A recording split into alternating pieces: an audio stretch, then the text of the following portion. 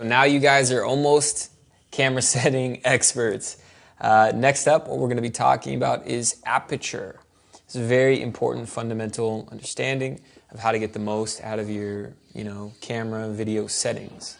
So aperture, simply put, is, the f-stop number. The lower the f-stop number, right now I'm shooting at 2.8, the wider the lens opening and the more amount of light is getting into the camera.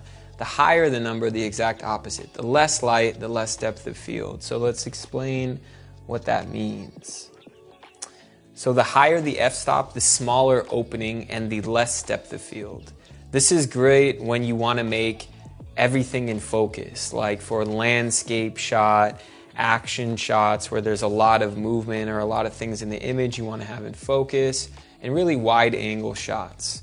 The lower the f-stop, the lower the aperture, this has more depth of field. This is great for when you want what is in focus to be sharp and what is closer and further to be out of focus. This has a more cinematic look and feel. This is great for controlled situations, shots when you're, talking to the camera or you're shooting someone that's talking to the camera, because it blurs out the background and makes the image look more professional. So let me ask you here, which out of these two images has a low f-stop or aperture and a high f-stop or aperture? Image number 1 with this leaf, and image number 2 with this open landscape.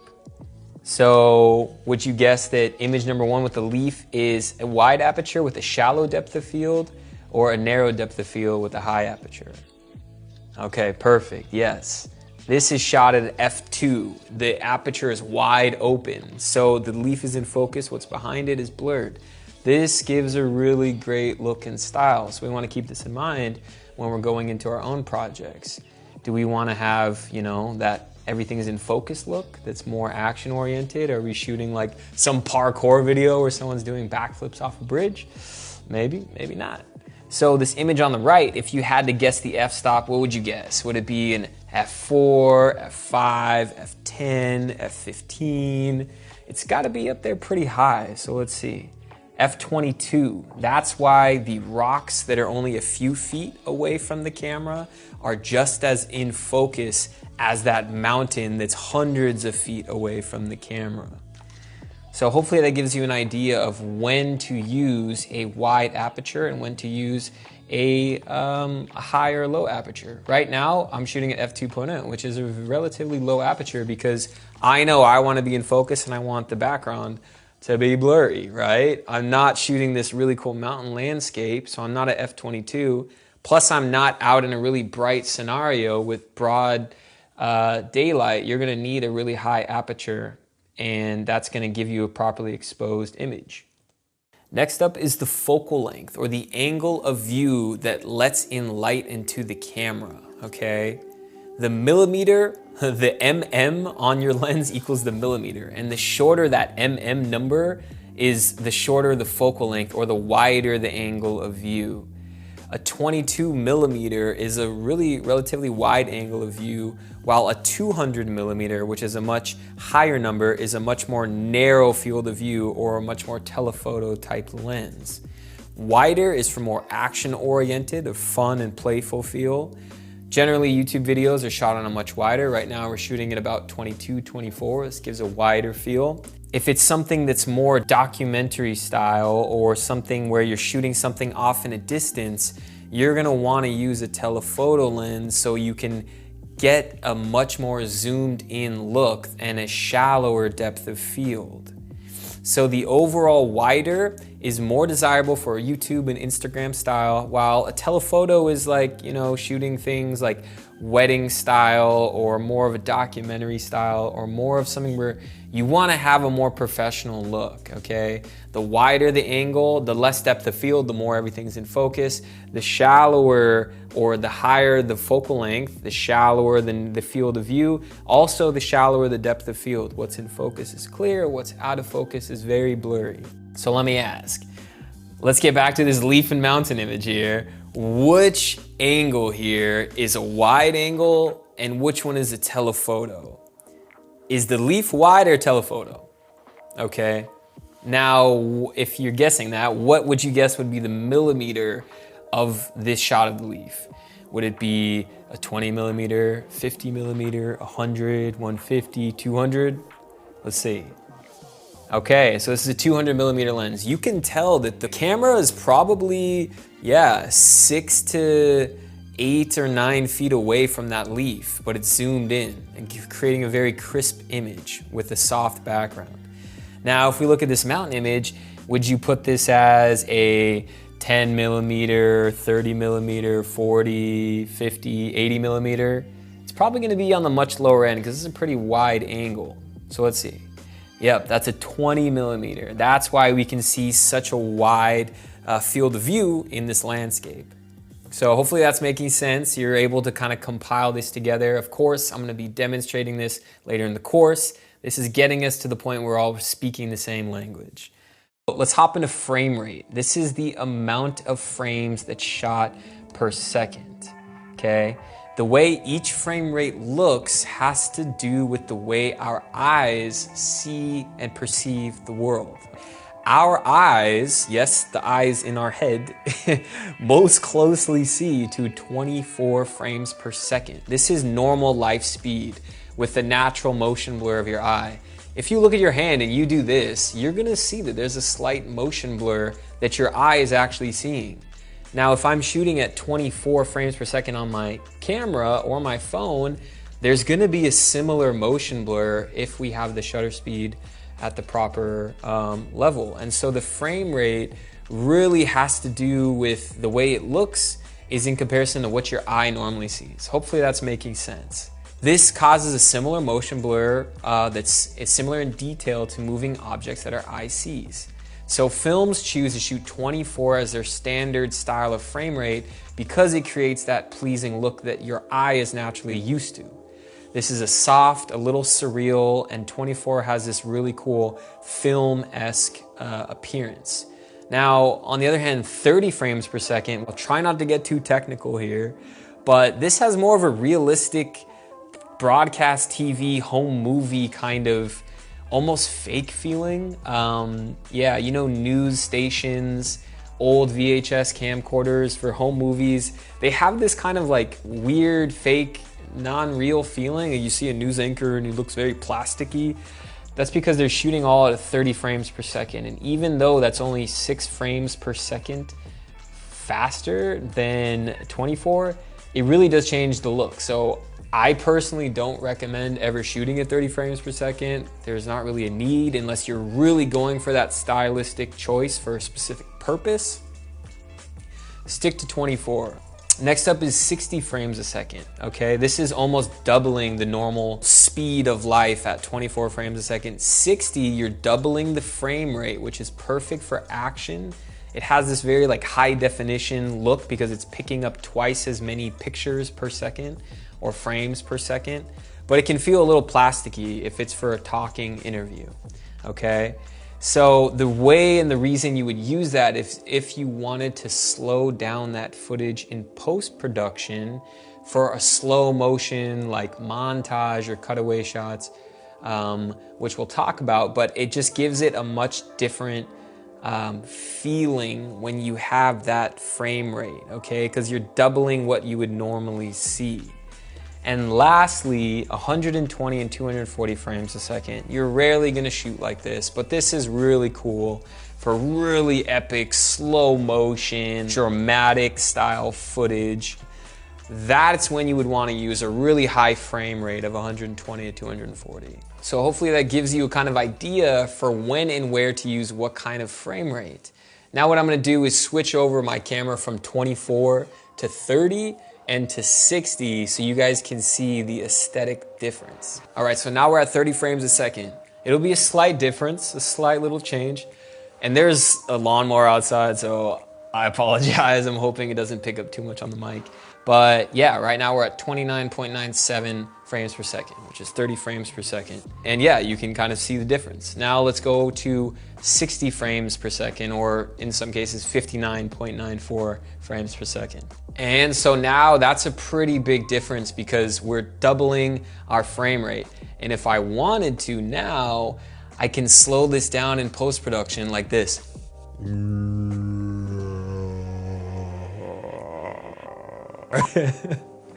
So you can see, it creates a very dramatic style of effect. So you won't want to use 60 frames when you're filming someone because it kind of has a little bit of a plastic look. So if we pop back over to 24 frames a second, so as you can see, it's a much more natural look and feel at 24 frames a second.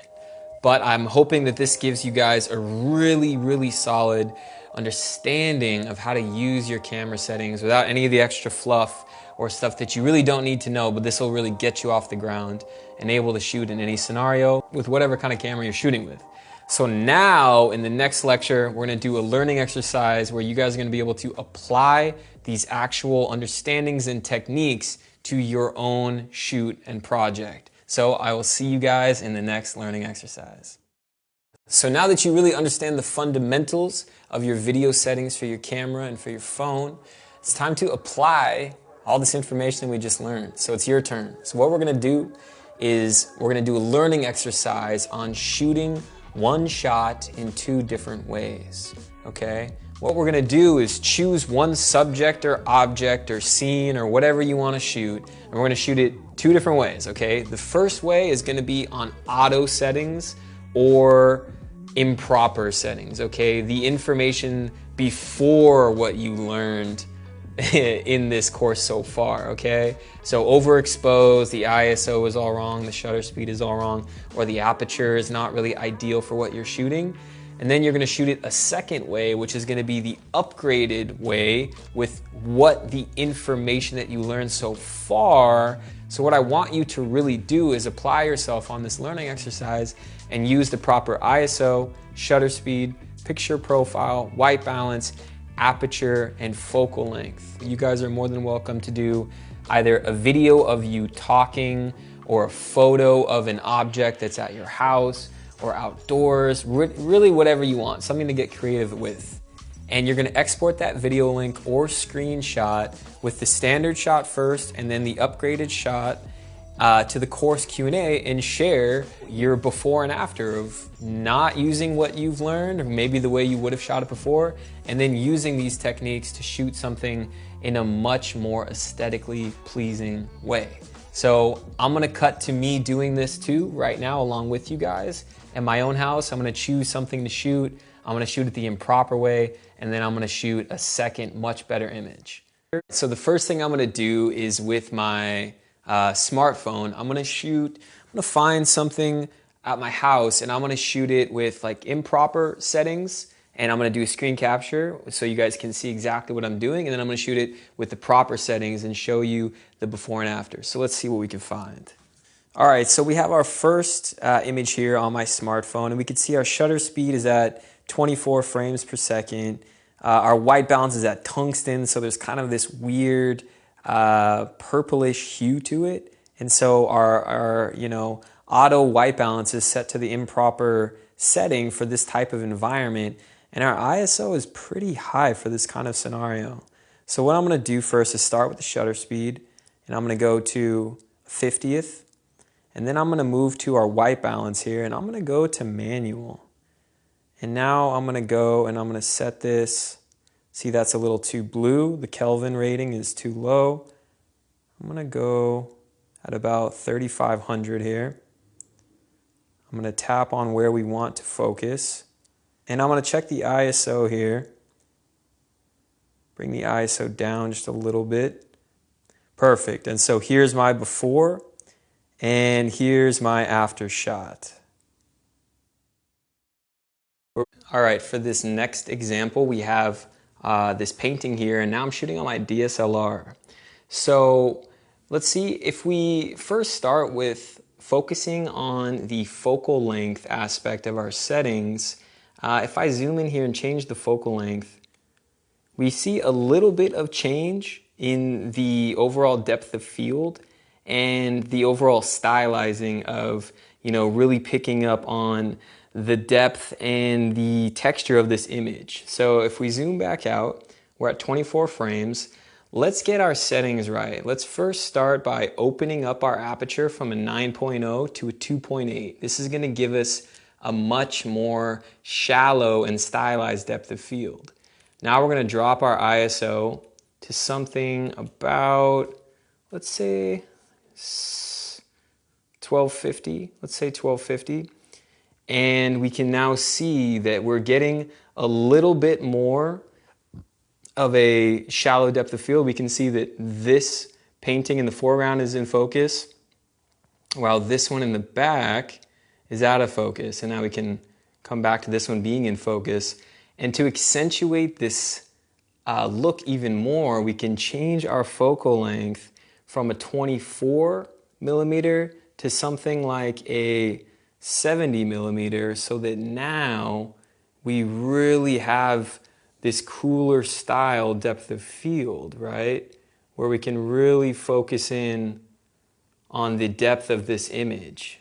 This really kind of more textured image compared to this much more flat image of the same exact object is an example of using our different settings to really try and create a better looking and stylized image of what we're shooting. Alrighty, so for this example, welcome to my kitchen. This is where the magic happens. Let's see what we got in here. I'm gonna grab this, some turmeric. I'm gonna set it right down here. And so if we focus, we have, the camera was just automatically set to the aperture at 11, the shutter speed at a 50th, and the ISO at 1250. So let's see here, since we're shooting at a DSLR, let's focus on aperture for this example. Let's get the exposure right. And then I'm gonna take a photo of this example. Okay. And then now I'm gonna get the same proper exposure with different settings. So what I'm gonna do is bring down the aperture so we have a much wider depth of field. And then I'm gonna bring down the ISO so that we're not getting overexposed, and then our image is actually gonna be a lot less grainy. And then I'm gonna set the focus. Can even go down further on the aperture. And now I'm gonna take the same exact photo. And you can see how that simple difference of changing the aperture, even if you're getting the same exposure value, that simple change in settings makes a much more dramatic and stylized image. So let's see the before and afters of these examples. Now I'm excited to see what kind of examples that you upload that are your before and after examples in the student Q&A section. I'll see you in the next lecture.